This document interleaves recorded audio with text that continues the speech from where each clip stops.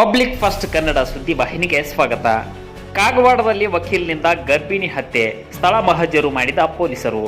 ಕಾಗವಾಡದಲ್ಲಿ ತುಂಬು ಗರ್ಭಿಣಿ ಮೇಲೆ ಕಾರು ಹಾಯಿಸಿ ಕೊಲೆ ಮಾಡಿರುವ ಆರೋಪದ ಕುರಿತು ಕಾಗವಾಡ ಪೊಲೀಸ್ ಠಾಣೆಯಲ್ಲಿ ಪ್ರಕರಣ ದಾಖಲಾಗಿದೆ.